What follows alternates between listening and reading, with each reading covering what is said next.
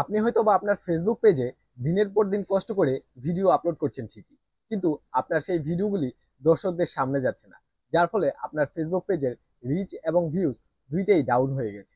কেননা আপনার ভিডিওগুলি যদি কোনো দর্শকের সামনে নাই যায়, তাহলে সেই ভিডিওতে ভিউজ আসবেই বা কি করে? তো আজকের এই ভিডিওতে আমি আপনাদেরকে দুইটা স্টেপ দেখাবো।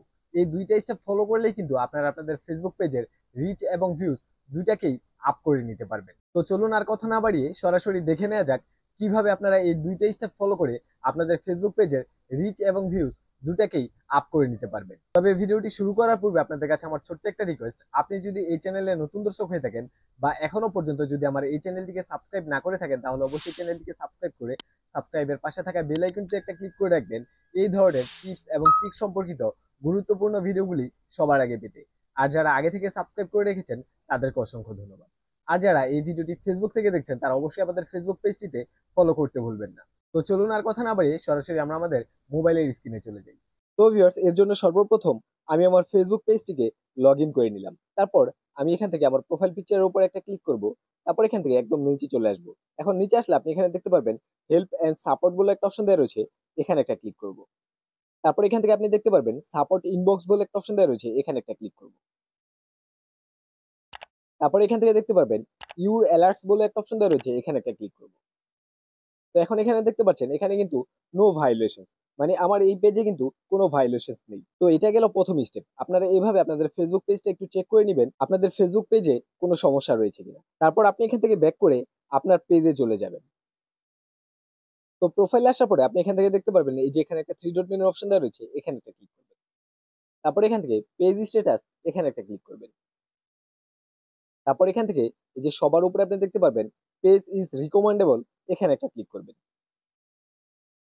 তো ভিউয়ার্স, আপনারা এখন এখানে দেখতে পাচ্ছেন এখানে কিন্তু ফ্ল্যাগড কন্ট্যাক্ট বলে একটা অপশন চলে আসছে, মানে আমার এই পেজে কিন্তু একটু সমস্যা রয়েছে।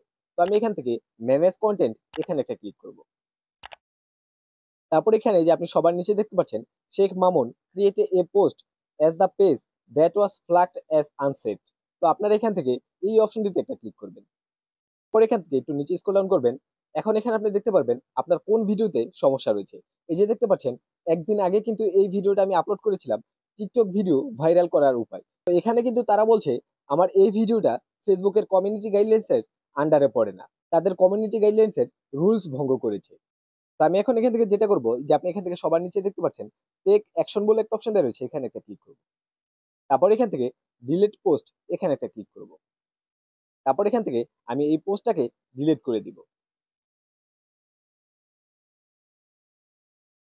এখন আপনি দেখতে পাচ্ছেন পেজ হ্যাজ নো ইস্যুস। আবার যদি আমি এখান থেকে পেজ রিকমেন্ডেবল এই অপশন একটা ক্লিক করি, তাহলে আপনি কিন্তু এখানে দেখতে পাচ্ছেন এখন কিন্তু আপনারা দেখতে পাচ্ছেন পেজ রিকমেন্ডেবল, মানে আমার এই পেজটা কিন্তু এখন দর্শকদের সামনে যাবে। এতদিন আমার পেজটায় এই সমস্যাটা থাকার কারণে কিন্তু আমার পেজটা ডাউন হয়ে গিয়েছিল।